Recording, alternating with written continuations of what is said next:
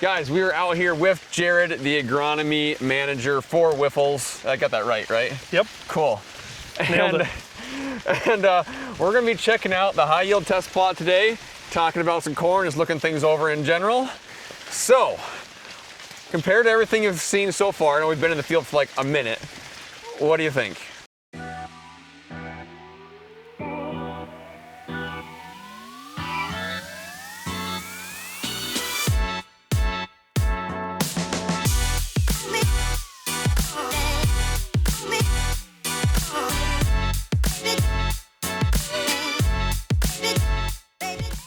For strip till, remember this is strip till.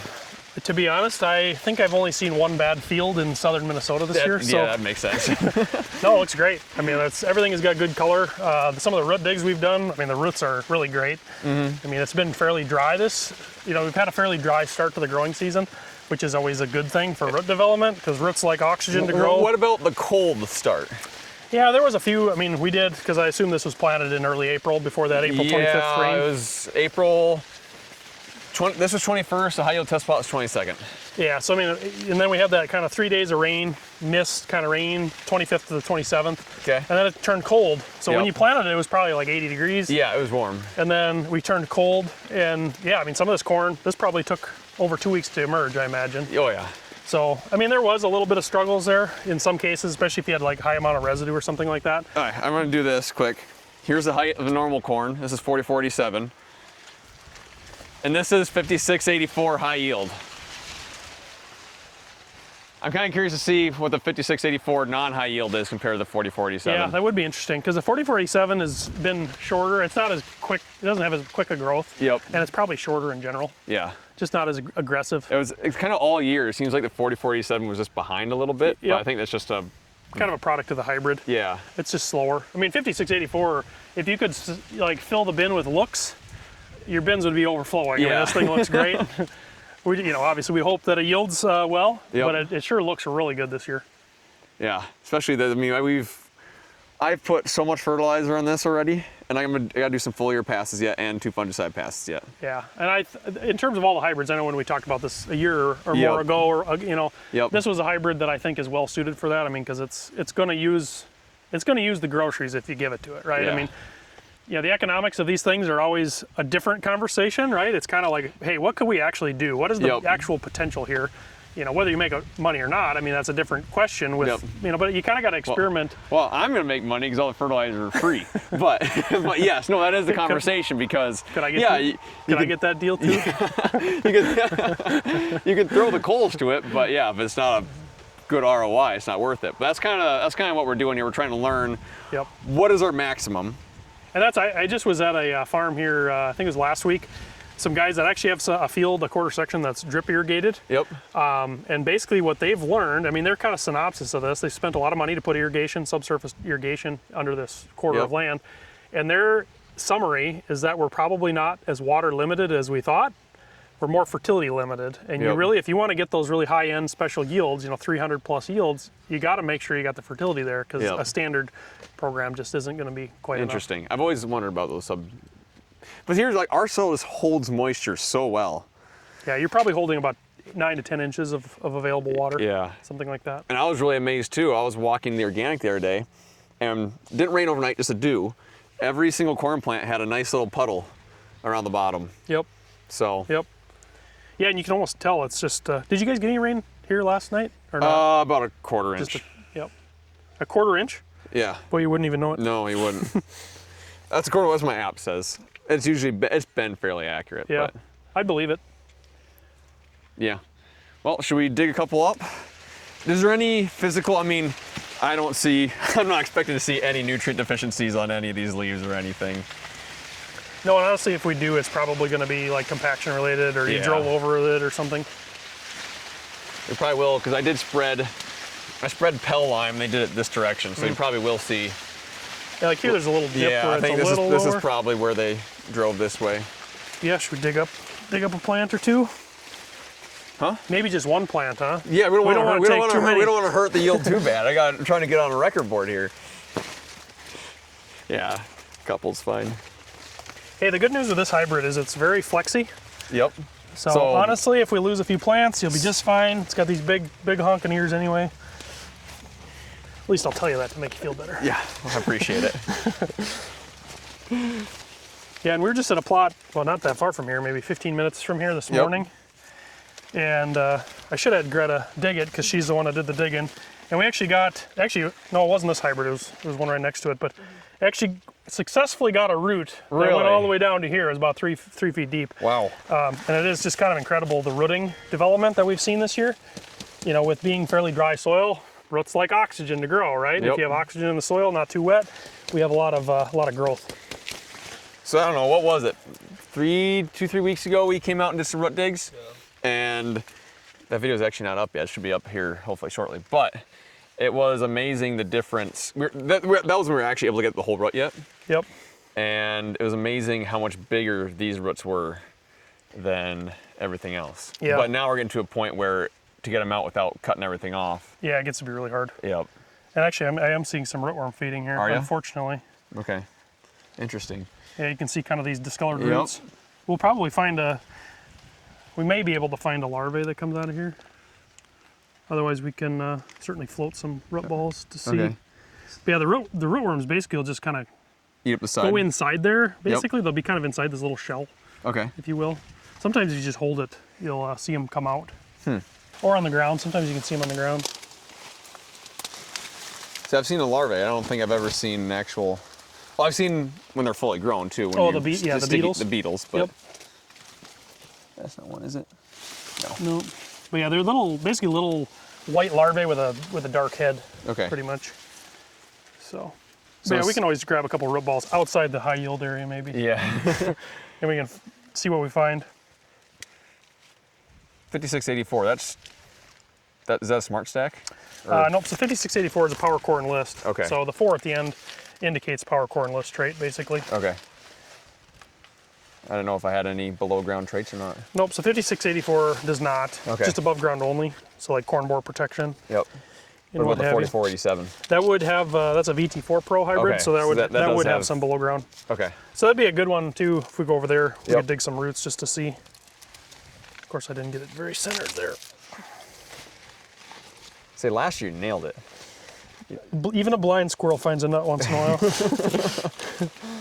I'll give that one to you. You want to unfurl the whorl, see if you can find the little baby tassel in the little baby's ears. My hands are like sausage fingers. We need magic hands, Matt. Yeah, is what I we know. need. 3, 4. So you count these, right? Yep, so those are basically the nodes. So that's where, if you kind of follow, like where the leaf initiates from. So the collar is way up here, almost by this next node. Yep. But it actually comes off of that node there. I guess Okay. it should be shown over here. But yeah, so basically there's typically 4 nodes stacked on top of each other, and then there's a little gap, and then that's the 5th node, basically. Okay. So that's where the 5th leaf So would, fifth, so would 6. originate from. Yep. 7, 8. Yeah, and I kind of butchered it. We're kind of at 9, or Well, and there's already a collar up here. okay. So we're getting 10, and there might be a collar on the other half. We kind of butchered that. Good luck. You'd think I'd be better at this, but I'm So- not. Do you think this is like V11 then, or?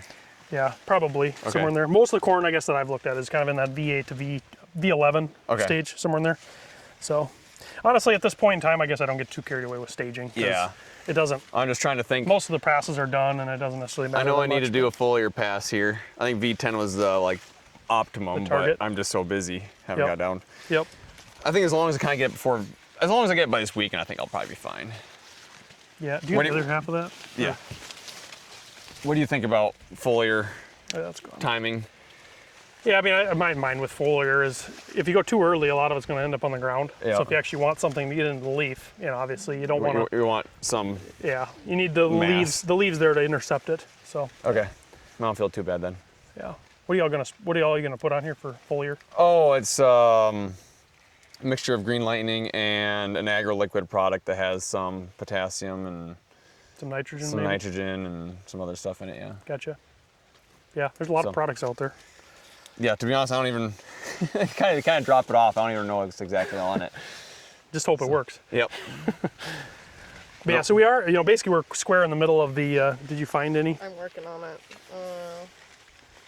So the growing point, yeah, we might have to rely on a second plant here. That's fine. Go. I feel like I'm Or the other thing we can do is pull just pretty well. out whirls. Sometimes this might be big enough where we can basically count leaves until the tassel comes out. Okay. So that's 1, 2. And this time of year, it's generally like 2 to 3 days per leaf. I disconnected him. The baby tassel. Yeah. So 3, 4.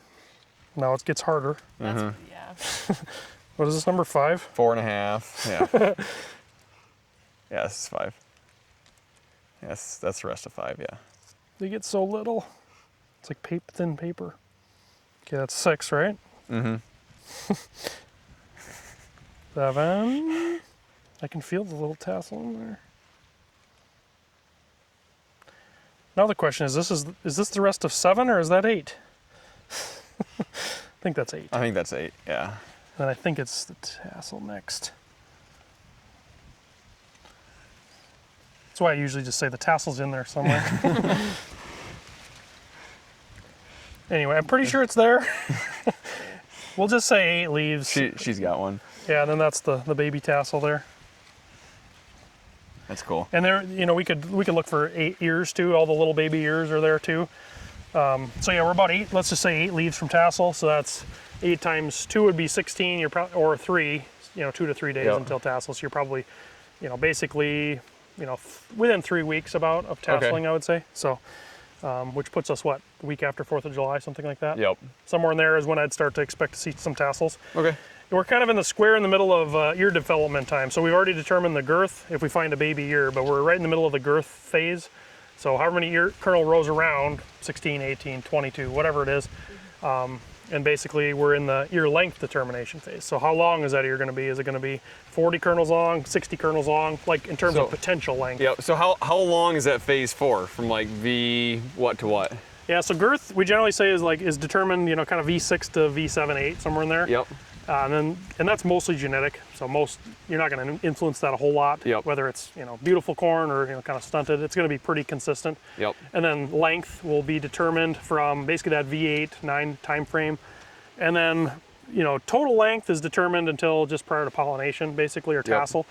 But really that length phase goes from basically V8, V9 all the way through pollination. Okay. Because are we going to pollinate the kernels or not? So you kind of have 2 phases of realized length of how many potential kernels do I have, and then realized length of, all right, how many of those actually pollinated, and then how many did we not abort? Because, we've looked at that before, I think in previous years, where you have this big, long potential ear, and then maybe the last 20 years abort. Mm-hmm. So on some of these high yield trials, those kernels are always there, almost always there, especially this hybrid.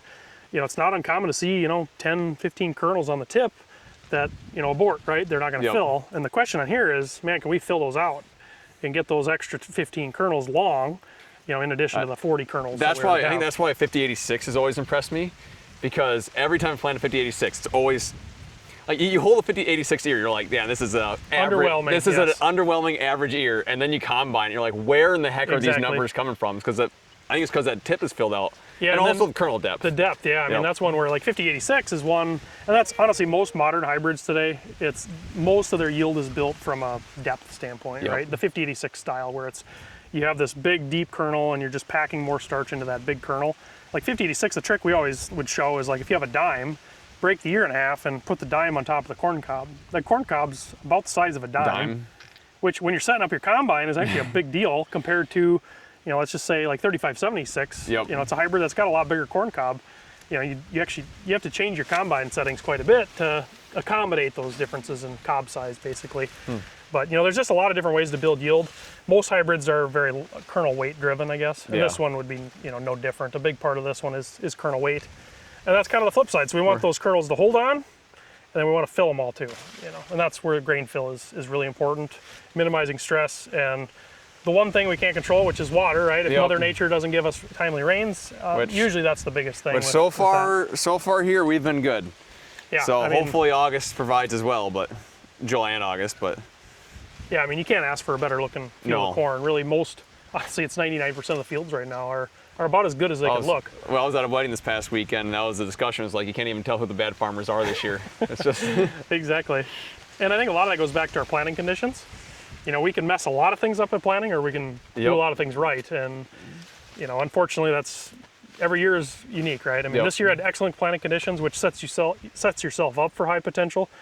If it's just one of those years where you kind of got to push things and mud some things in, Yep. you're never going to have that max yield potential. Yeah. Because honestly, this root development piece is where your yield's coming from, right? I mean, you know, you're going to try some foliar stuff, Yep. but plants really want to take their nutrients Yeah. up from the ground, right? So we got to have that base fertility. You know, the idea with foliars is maybe we could just push that a little farther, right? Minimize any potential. Yeah, and this is like, shortfalls. and this is the only piece that I'm doing any foliar to. Yeah, but it's that root piece. If we can get good root development, Yep. and a lot of that's based on planting conditions, and we had really good planting conditions. You know, I'm not seeing any sidewall compaction. You know, there where we'd see that root Yep, ball kind where- of be that line. hatchet root or whatever. Yep. So which is great. So, you know, Cool. the one concern I guess we already talked about is that maybe rootworm? some rootworm feeding here. Yep. So Some insecticide on this probably wouldn't be a bad idea later. yeah, I mean that's been the challenge for all of us, especially on rotated acres. Is, you know, that extended diapause northern, Yep. where it's traditionally we would need a trait or insecticide on a rotated ground, but those northerns, the green beetles that you see, you know, when you're out and about later in the summer, Yep. you know, they basically sleep for an extra year. So laid eggs 2 years ago, slept last year, and then now they're hatching this year. So Pesky buggers. yeah, no kidding. All right, should we go dig up some? Yeah, Should we go over there where the separation is? Kind of on the edge of the strip. It's not off of it though. Yeah. Maybe they had a little blockage in a row or something, or Yeah. now Yeah, I here, can start. here to- I feel like you get a Yep. pretty good. Yeah. Now I can see Yep. it better. But it's closer than I would have almost guessed. So say the high yield test plots. We're about halfway between the headlands and the test plot right now. So Did you have 4487 at all in the high yield test plot, or that's just 5684? no, that's just 5684. Okay. Yep. So is Yeah. So this is the boundary of the test plot. gotcha. Yep. So you don't have any 5684 on this side that is not in the test plot. Correct. Gotcha. Yep. Okay. Actually, I don't think there's any. There is no 5684 south of where you're standing. Yep. It's just 4487. This is just all 4487 Yeah. this way. Because the original plan was to do a 20-acre test plot, Yep. and then I realized how massive that was. So I had bought in seed for 20 acres worth of 5684. Gotcha. So it kind of just got put in randomly after I finished up the 4487. So is it how many acres is it? 10. 10, like 10.4 or something like that. Which I think 10's the minimum you need for a NCGA. That could be. I don't remember. It's been a while since I've looked at the I looked at the rules. 2025 rules when I was planning this out. I haven't read the 2026 yet, but I'm guessing they're I would think so. basically the same. Let's dig one of these. Oh my gosh, come on. Your soil's too soft. That root is quite a bit smaller than the one we pulled up in the test plot. Yeah, we'll do one of the 5684 too. Just Okay. look for feeding.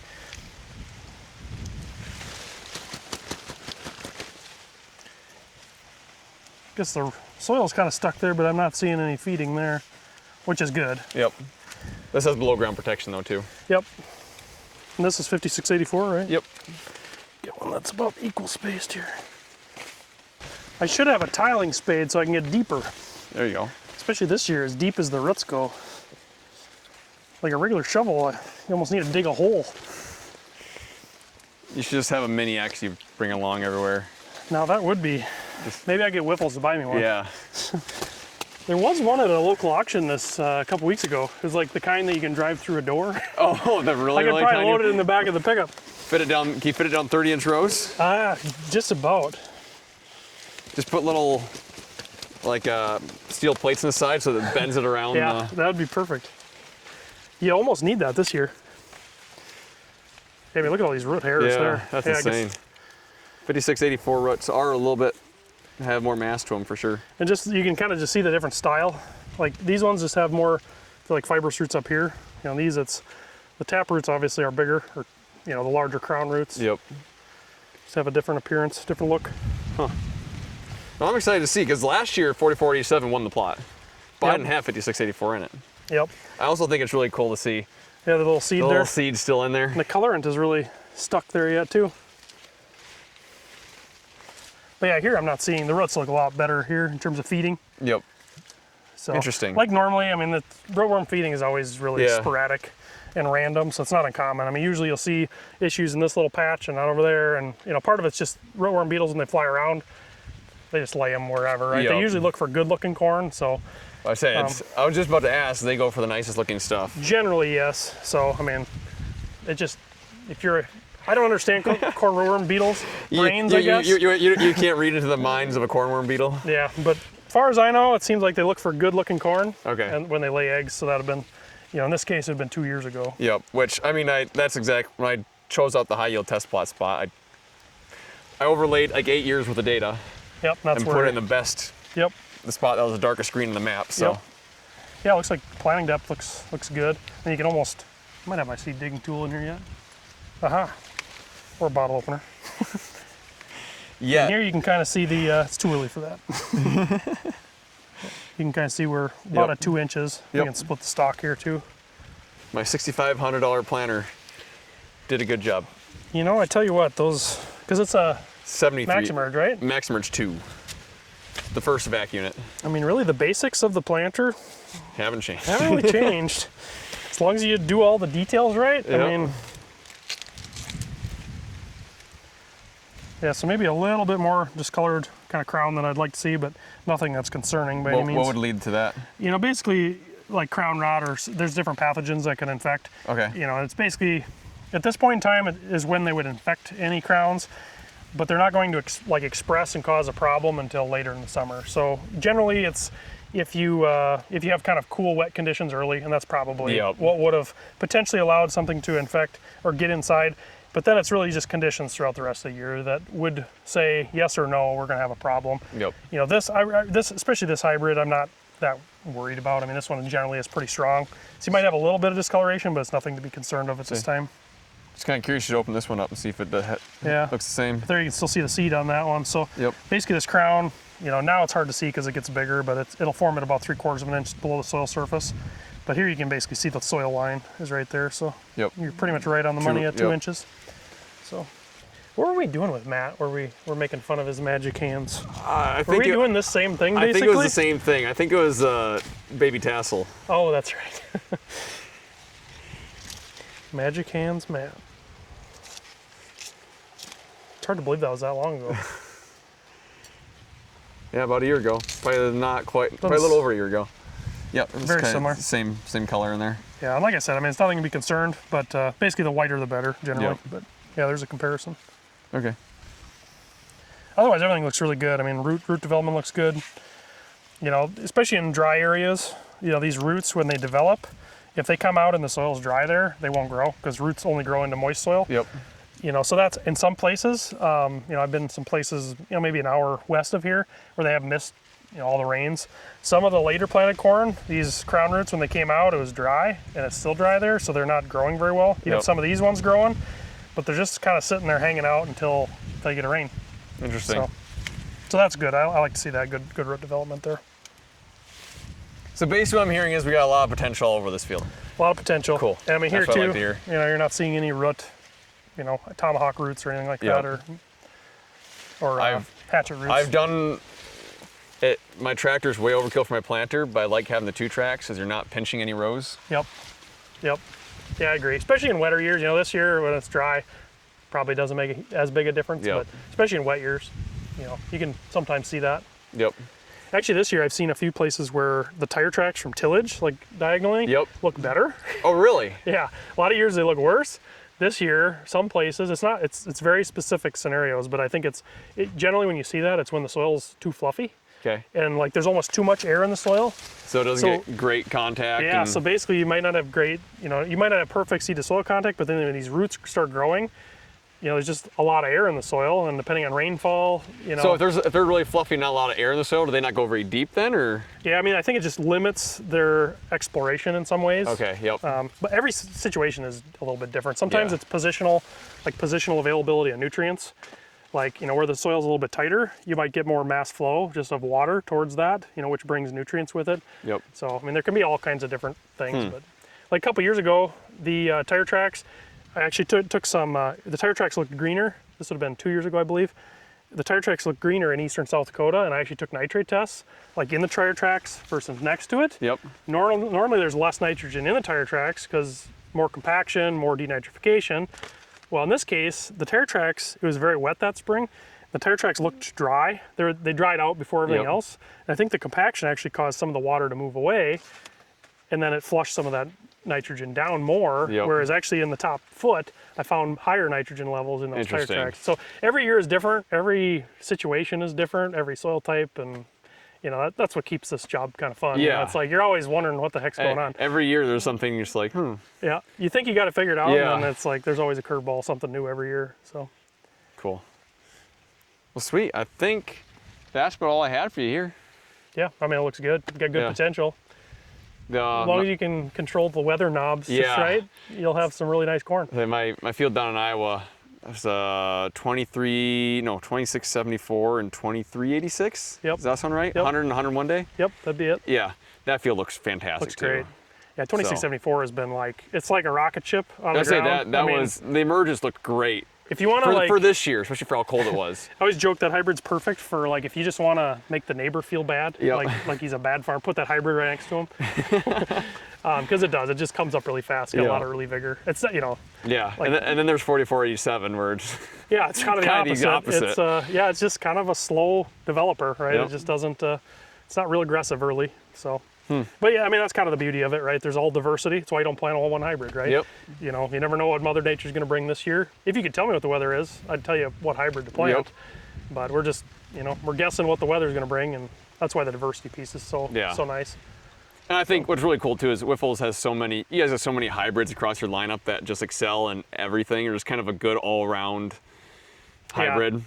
So Yeah, the diversity piece. We were just at a plot this morning, and I mean you look at the plot, and every hybrid, like, you can see exactly where they are, right? Yep. I mean, because leaf orientation is a little bit different. Here, I'm really truly surprised I can't see a bigger difference between these two, because 4487 is a little bit smaller generally, maybe a little more vertical leaf orientation Yep. now, which sometimes makes it look a little darker green. It's all illusions kind of with the eyes and the lights, Yep. but like 5684, a little bit more broad-leaved, a little bit, it just has a different look. Some of them have really wide leaves. Some of them have, like even these ones, you can see some differences in leaf width, right? You got the 5684 super wide leaf. I mean, it's at least a half-inch wider, right? I mean, and it's just, there's a lot of diversity there, which it's nice to see. Up until now, you've been able to see a height and color difference on the test plot down the road. Now I wouldn't be able to tell it if I didn't know where it was. Yep. I was able to still see the sun reflecting off it was a little bit different, so I was still able to see a little bit of outline out there, but if you're not looking for it, you're not going to know it anymore. Yeah, and this time of day, midday, sometimes it's harder. Yep. Just every morning this week I've been out early, 6 to 8 o'clock on the road. Yep. And then you can really see, some of the fields that look perfect right now, there is some variability. Yep. Right? No field's perfect. There's always something out in the Yep. field to find, but you can probably pick up these differences more kind of in the evening or in the morning. Well, sweet. I really appreciate you coming out. Yeah, That makes you feel pretty good about this field now. yeah. And you didn't hurt my yield too bad in the test plot, so. Yeah, I think we only killed, four plants total, 2 Yep. in the test plot. And I won't tell anyone the location, Okay. come and sabotage it. Yeah, I'm not too worried about that, especially now. No, it's fun. I'm really excited to see how things go. I mean, the potential of some of the modern hybrids are just crazy. So it'll be really fun to see what you can pull out. Yeah, I don't know whether to see a 10 bushel yield bump or a 80 bushel Yeah. yield bump compared to everything else. I just don't know. Yep. And some of it will depend on the year. I mean, like some of Yep. these products that you're playing around with. There's so many new products on the market. Oh my gosh. Whether it's biological, fertility, plant growth regulators. I mean, the list is almost endless. And I have no doubt that they all work in their own unique scenario. Yep. But what's going to work this year in this soil type?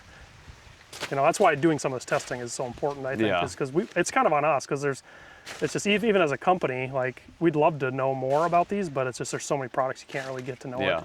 So as a farmer, you just kind of got to do your own testing. Yep. So Sweet.